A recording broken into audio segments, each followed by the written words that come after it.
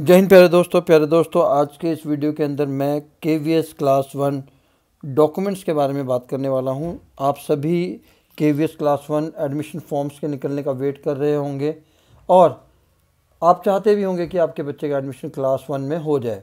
तो जिसके लिए कुछ कंडीशंस हैं, कुछ शर्तें हैं, कुछ डॉक्यूमेंट्स हैं जो आपको पूरा करना पड़ेगा। ठीक है, तो उन्हीं डॉक्यूमेंट्स के ऊपर मैं आज के इस वीडियो में बात करने वाला हूँ। तो वीडियो के अंत तक बने रहिए ताकि अगर आपके बच्चे का एडमिशन कैटेगरी लिस्ट में आपका नाम आ जाता है आपके बच्चे का, तो आपके बच्चे के एडमिशन में किसी भी प्रकार की समस्या का सामना आपको ना करना पड़े। जैसा कि आप जानते हैं कि KVS क्लास 1 एडमिशन के फॉर्म बहुत जल्द निकलने वाले हैं। फरवरी लास्ट वीक में नोटिफिकेशन आने के पूरे चांस हैं।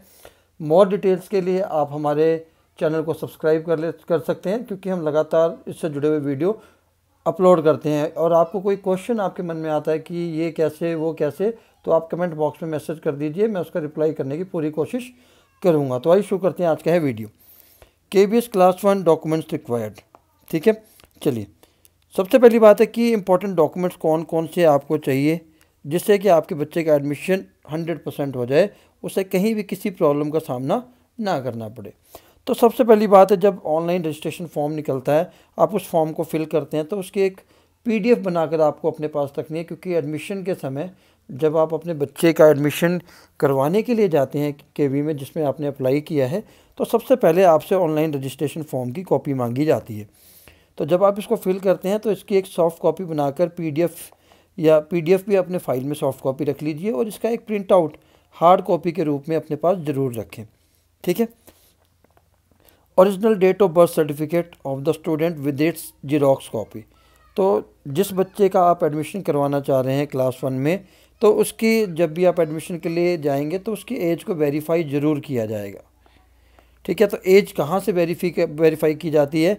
डेट ऑफ बर्थ सर्टिफिकेट से, जो कि बच्चे के नाम पर होना ही चाहिए, गवर्नमेंट अथॉरिटीज़ के द्वारा बनाया हुआ।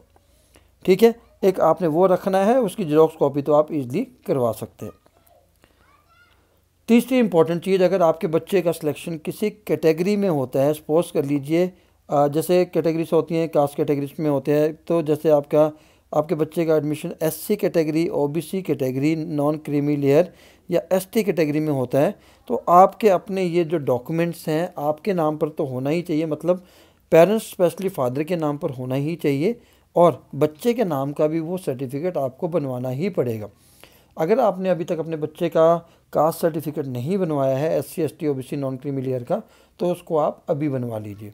ठीक है, ताकि आपका वो एप्लीकेशन नंबर आपके पास रहे और एडमिशन के समय आप उसको दिखाकर अपने बच्चे का एडमिशन करवा सकते हैं। ठीक है, BPL सर्टिफिकेट नहीं है, अगर या BPL कार्ड में आपके बच्चे का नाम नहीं है, तो आप उसके लिए भी अभी से अप्लाई कर लीजिए, क्योंकि BPL में बेनिफिट बच्चों को ज़रूर मिलता है। EWS सर्टिफिकेट आपके नाम यानी कि फादर या मदर के नाम, स्पेशली फादर के नाम होना चाहिए। पहले ये इनकम सर्टिफिकेट बनता था, पर अभी ये अकेला इनकम नहीं होता, ये इनकम एंड एसेट सर्टिफिकेट आपको बनवाना पड़ता है, उसी को EWS सर्टिफिकेट माना जाता है, ना कि अकेला इनकम सर्टिफिकेट। ठीक है, चलिए नेक्स्ट इंपॉर्टेंट सर्टिफिकेट आपके पास हम बात करते हैं। अगर आपके पास एक ही बच्चा है और वो बच्चा लड़की है, तो आप इसका भी एक सर्टिफिकेट बनता है, एफिडेविट बनता है, तो आप सिंगल गाइड चाइल्ड यानी कि SGC कोटे में भी अपने बच्चे का नाम डालकर अप्लाई कर सकते हैं। ठीक है, इसके लिए भी एक एफिडेविट बनता है, जिसकी बात मैं आपसे आगे करूँगा। ठीक है, तो 100 रुपीज़ के स्टैम्प पेपर पर इसका एफिडेविट नोटिस से बनवाया जाता है। चलिए आगे बात करते हैं। नेक्स्ट कैटेगरी, किसी पेरेंट्स के जो बच्चे किसी न किसी रीज़न से हैंडीकैप कैटेगरी में आ जाते हैं, तो आप उसका हैंडीकैप का यानी कि डिसेबिलिटी सर्टिफिकेट आपके पास होना चाहिए। इसमें भी बच्चे को प्रेफरेंस दी जाती है। ठीक है, तो अगर आपके बच्चे का ये नहीं बना है तो प्लीज़ इसको बनवाकर पहले से रख लें, या आप एप्लीकेशन डाल दीजिए, अप्लाई कर दीजिए। Service certificate showing number of transfers in last 7 years. ठीक है, तो दो चीज़ें आपने ध्यान रखनी है। एक तो सर्विस सर्टिफिकेट आपको बनवाना ही पड़ेगा। ठीक है, अगर आप गवर्नमेंट एम्प्लॉई हैं, चाहे वो स्टेट गवर्नमेंट है या सेंट्रल गवर्नमेंट है, तो इस सर्विस सर्टिफिकेट के साथ साथ आपको ट्रांसफ़र ऑर्डर्स यानी कि जो मूवमेंट ऑर्डर होते हैं आपकी जब पोस्टिंग एक जगह से दूसरी जगह होती है, तो जो ऑर्डर आपको दिए जाते हैं ये भी आप अभी से सर्च करके रख लीजिए अपने पास। क्यों? इसका बेनिफिट क्या है कि जिस एम्प्लॉय के ज़्यादा ट्रांसफ़र हुए होते हैं लास्ट 7 ईयर्स में, उसके बच्चे को बेनिफिट मिलता है। एक एग्ज़ाम्पल के लिए, कोई कैटेगरी 1 यानी कि सेंट्रल गवर्नमेंट का कोई अगर एम्प्लॉयज़ है, ठीक है, तो दोनों ही 2 एम्प्लॉयज़ की मैं बात कर लेता हूँ, एम्प्लॉय 1 और एम्प्लॉय 2, दोनों ही कैटेगरी 1 से बिलोंग करते हैं, तो कैटेगरी 1 के एम्प्लॉयज़ को पहले प्रेफरेंस दी जाती है। अब दोनों ही कैटेगरी 1 के एम्प्लॉयज़ हो जाते हैं कि एम्प्लॉय 1 के 7 साल में 3 ट्रांसफ़र हुए हैं और एम्प्लॉय 2 के 7 साल में 2 ट्रांसफ़र हुए हैं, तो पहले जो प्रेफरेंस दी जाएगी वो एम्प्लॉय 1 को दी जाएगी, क्योंकि इसके ट्रांसफ़र 7 साल में ज़्यादा हुए हैं। तो कहने की बात यह है कि जिस एम्प्लॉयज़ के ज़्यादा ट्रांसफ़र होंगे उसके बच्चे को एडमिशन का पहला मौका दिया जाएगा। ठीक है। ओरिजिनल प्रूफ ऑफ रेजिडेंस, ठीक है, अगर आपका अपना घर है तो आपके पास अपने घर का वाटर इलेक्ट्रिसिटी बिल या आपका आधार कार्ड वो सब वैलिड होगा। अगर आप रेंटेड में रह रहे हैं, रेंटेड हाउस में रह रहे हैं, तो आप उससे ऑनर एफिडेविट या रेंट एग्रीमेंट आप बनवा लीजिए। ठीक है। बाकी ये आपके एड्रेस प्रूफ के लिए राशन कार्ड हो गया, आधार कार्ड हो गया, बीपीएल कार्ड हो गया, अगर आपका अपना घर है। ठीक, चलिए, डिस्टेंस डिक्लेरेशन फॉर्म, अभी इन सभी इम्पोर्टेंट डॉक्यूमेंट्स के बाद मैं आपको फॉर्म की कॉपी भी दिखाऊंगा, जो आपको अगर रिक्वायर्ड है तो आप मेरे को बता दीजिएगा, मैं उसकी पीडीएफ आपको शेयर कर दूंगा। ठीक है। तो डिस्टेंस डिक्लेरेशन फॉर्म जब आप एडमिशन के लिए जाते हैं तो एक चेकलिस्ट मिलती है। ठीक है। तो चेकलिस्ट में बहुत सारी चीज़ें मांगी जाती हैं। तो एक डिस्टेंस डिक्लेरेशन फॉर्म भी होता है कि आपका जो घर स्कूल से कितने किलोमीटर पर पड़ता है।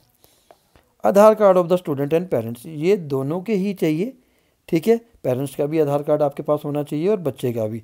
अगर बच्चे का आधार कार्ड आपने नहीं बनवाया है तो इसको अभी आप अप्लाई कर दीजिए। 2 passport size photographs of the student, ठीक है, तो ये तो आप किसी भी समय बनवा सकते हैं, इसमें कोई इशू नहीं है, बट आपको अपने बच्चे के फ़ोटोज़ उस समय एडमिशन के समय आपकी बच्चे की फ़ोटो की ज़रूरत होती है। ब्लड ग्रुप, बहुत से पेरेंट्स जब हमारे पास एडमिशन के लिए आते हैं तो उनको अपने बच्चे का ब्लड ग्रुप नहीं पता होता, तो प्लीज़ अगर आपको अपने बच्चे का ब्लड ग्रुप नहीं पता है तो आप इसका भी एक सर्टिफिकेट ब्लड टेस्टिंग से बनवा लीजिए, ताकि आपको वहाँ दिक्कत ना आए।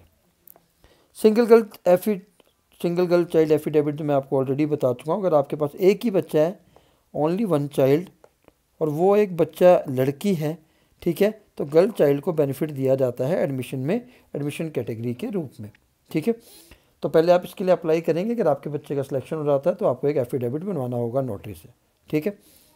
चलिए, document verification format pro forma 1, self declaration of submission of correct information of document, ये सारे डॉक्यूमेंट्स मैं आपको अभी आगे दिखाने वाला हूँ। For ex serviceman bonafide certificate, हाँ, अगर कोई पेरेंट्स एक्स सर्विसमैन कैटेगरी से है, ठीक है, तो उनके पास बोनाफाइड सर्टिफिकेट होना चाहिए। ठीक है। जो भी उनके पास प्रूफ है कि वो एक्स सर्विसमैन है वो होना चाहिए।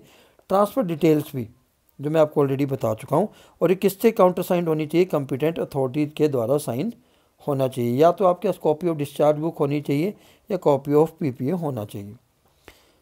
अगर आप गवर्नमेंट एम्प्लॉयज़ हैं, ठीक है, आप सर्विस सर्टिफिकेट के साथ आपके पास आपका एम्प्लॉय आईडी कार्ड होना चाहिए और मंथली पे स्लिप होनी चाहिए, जो कि हमें लास्ट 2 या 3 मंथ्स की आपके पास होनी ही चाहिए। ठीक है। चलिए, तो ये थे वो इम्पोर्टेंट डॉक्यूमेंट्स जो आपको आपके बच्चे के समय, एडमिशन के समय बहुत ज़रूरत पड़ने वाले हैं। तो ये सभी डॉक्यूमेंट्स आप पहले से तैयार कर लीजिए। अब हम आपको फॉर्मेट दिखाते हैं कि कौन सा फॉर्म आपको कैसे भरना है। ठीक है। वेरिफिकेशन ऑफ डॉक्यूमेंट्स के लिए सबसे पहले आपके पास ये फॉर्म आता है, जब आपका बच्चा क्या नाम एडमिशन लिस्ट में आ गया और आप बच्चे को लेकर एडमिशन के लिए जाते हैं, तो आपको ये एक चेक लिस्ट मिलती है, परफॉर्मा 1 कहते हैं। तो इसके अंदर आप देख सकते हैं hard copy of print out of application form, birth certificate दिया है, यस और no, residence proof, self declaration of submission of information of document. ठीक है। तो ये सारे परफॉर्मा टिक करके आपसे लिए जाते हैं, आप इसको चेक कर सकते हैं। ठीक है। चलिए, service certificate central government employees, ठीक है, तो यहाँ पर देखिए दोनों कॉलम्स हैं, ये आपको केवीएस की वेबसाइट पर भी अवेलेबल मिलेंगे। आपने प्रिंट आउट लेकर अपने कम्पिटिटिव हेड से इसको साइन करा कर देना होता है। ठीक है। चलिए, नंबर ऑफ़ ट्रांसफ़र भी इसमें मेंशन है कि आपके कितने साल में लास्ट 7 ईयर्स में कितने ट्रांसफ़र्स हुए हैं, उसकी डिटेल भी आपसे मांगी जाती है। यहाँ पर आपका साइन होता है, यहाँ पर हेड ऑफ़ द ऑफिस के साइन होते हैं, ठीक है, सेम यहाँ पर, ठीक है। चलिए, ये है service certificate state government employees, same certificate of number of transfers. Self declaration form होता है कि जो मैंने डॉक्यूमेंट्स दिए हैं, ठीक है, वो सारे सही हैं, इसमें कोई भी गलती नहीं है, पेरेंट्स के साइन, ठीक है। तो दो तरह के सेल्फ डिक्लेरेशन होते हैं, एक आपके घर के एड्रेस का होता है और एक आपका डॉक्यूमेंट्स जितने भी आपने दिए हैं उसमें कोई भी डॉक्यूमेंट फॉर्ज नहीं था, गलत नहीं था, उसको डिक्लेयर करते हुए एक फॉर्म आपसे भरवाया जाता है। Certificate of the competent DDO competent authority, ये सर्टिफिकेट क्या गवर्नमेंट एम्प्लॉयज़ के लिए बहुत इंपॉर्टेंट है। ये आपको 100% देना ही देना होता है जब आप अपने बच्चे के एडमिशन के लिए जाते हैं, ठीक है। क्योंकि आप यहाँ पर देख सकते हैं सेंट्रल गवर्नमेंट एम्प्लॉई है, ठीक है, सेंट्रल गवर्नमेंट ऑटोनोमस बॉडीज़ हैं, स्टेट गवर्नमेंट है, तो ये डीडीओ सर्टिफिकेट सभी गवर्नमेंट एम्प्लॉयज़ के लिए मैंडेटरी होता है। तो आपको बच्चे के एडमिशन के समय ये डॉक्यूमेंट भी देना होता है, ठीक है। ये सारे डॉक्यूमेंट्स अवेलेबल होते हैं वेबसाइट पर। जब आपके बच्चे के एडमिशन का नाम आता है, लिस्ट में नाम आता है, तो आप केवीएस की वेबसाइट पर जाकर इनको डॉक्यूमेंट्स को डाउनलोड कर सकते हैं। अगर आपको ये नहीं मिलते हैं, you can comment me in the comment box, I will provide you.